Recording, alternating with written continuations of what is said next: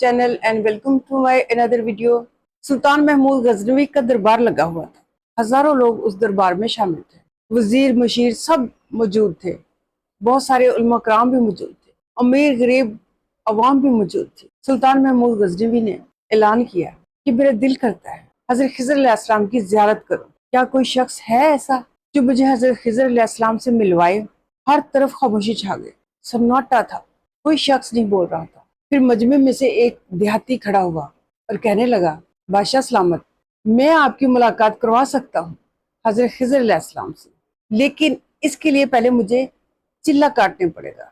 मुझे चिल्ला काटना पड़ेगा 6 माह का, और उसके लिए मेरी एक शर्त है कि उस दौरान आप मेरे घर का खर्चा उठाएंगे, क्योंकि मेरे घर में कमाने वाला कोई और नहीं।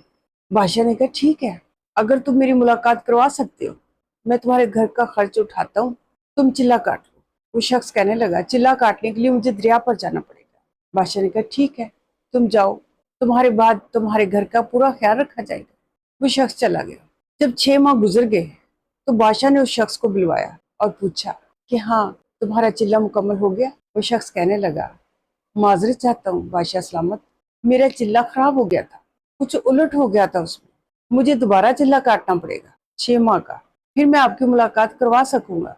बादशाह ने कहा, अच्छा चलो ठीक है, तुम दोबारा से चले जाओ, चिल्ला काटो, तुम्हारे पीछे तुम्हारे बाल बच्चों का ख्याल रखा जाएगा। वो शख्स कहने लगे, ठीक है।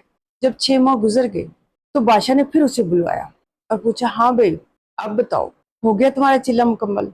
अब कराओ मेरी मुलाकात हजरत खिज़र अलैहिस्सलाम से। वो शख्स कहने लगा, बादशाह सलामत, मैं माफ़ी चाहता हूँ, मैंने आपसे झूठ बोला था, मैं एक मामूली सा इंसान, गुनाहगार सा बंदा, मैं कैसे आपकी मुलाकात हजरत खिज़र अलैहिस्सलाम से करवा सकता हूँ? बादशाह सलामत, मेरे पास कोई रोज़गार नहीं था, मेरे बच्चे भूख से मर रहे थे, इसलिए मुझे आपसे झूठ बोलना पड़ा कि मैं चिल्ला काटने जा रहा हूँ, ताकि हम मेरे घर का खर्च चला सकें और मेरे बच्चे पेट भर के खाना खा सकें। बादशाह सलामत, मैंने कोई चिल्ला नहीं काटा और ना ही मैं आपकी मुलाकात हजरत खिज़र अलैहिस्सलाम से करवा सकता हूँ, मैं माफ़ी चाहता हूँ।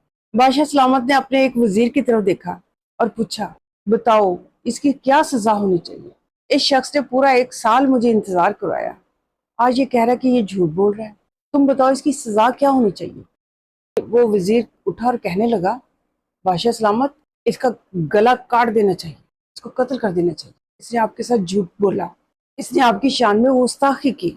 वहां मजमे में एक शख्स मौजूद था, नूरानी चेहरे वाला बुजुर्ग शख्स। वो उठा और कहने लगा, बादशाह सलामत, ये वजीर बिल्कुल ठीक कह रहा है, इसका गला काट देना चाहिए। फिर बादशाह ने दूसरे वजीर की तरफ देखा और पूछा, तुम क्या कहते हो, इसकी सजा क्या होनी चाहिए? वो वजीर कहता है, बादशाह सलामत, गला काट देने से सजा सही नहीं होगी, इसकी सजा लंबी होनी चाहिए, इसको मौत का पता तो चले।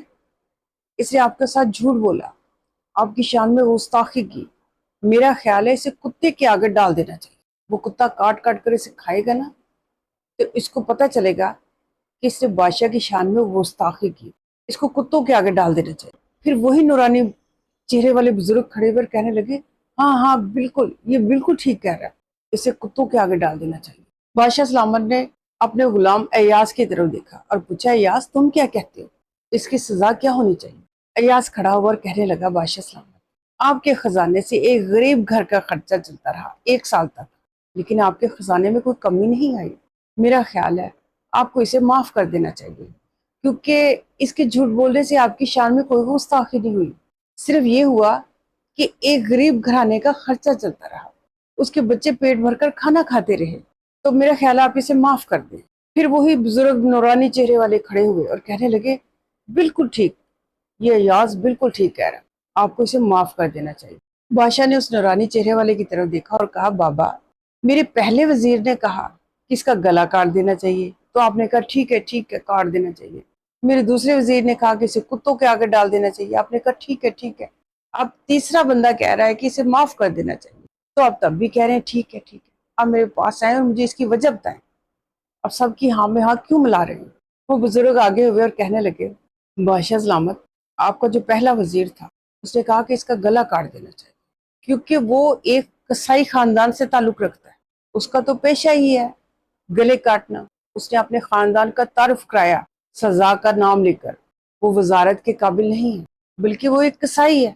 आपने उसे वजारत दी तो वो जाहिर बात है ऐसे ही करेगा, लोगों को उसी तरह की सजाएं देगा। پھر آپ کا دوسرا وزیر، اس نے کہا کہ اسے کتوں کے آگے ڈال دینا چاہیے۔ اس نے بھی اپنے خاندان کا تعارف کروایا، کیونکہ اس کا باپ بادشاہوں کے کتوں کو نہلایا کرتا تھا، ان کا خیال رکھتا تھا۔ اس نے بھی اپنے خاندان کا تعارف کروایا کہ اسے کتوں کے آگے ڈال دینا چاہیے۔ جبکہ آپ کے غلام ایاز نے اپنے خاندان کا تعارف کروایا، کیونکہ وہ سید خاندان سے تعلق رکھتا ہے۔ ان کا خاندان کربلا میں شہید ہو گیا، لیکن انہوں نے بدلہ لینے کا نہیں سوچا، وہ معاف کر دینے والوں میں سے ہے۔ یہ سن کر بادشاہ کھڑا ہو گیا، کہنے لگا ایاز، تم نے آج تک مجھے نہیں بتایا کہ تم سید خاندان سے تعلق رکھتے ہو۔ ایاز کہنے لگا، میں نے یہ راز چھپایا تھا اور آج یہ راز کھل گیا۔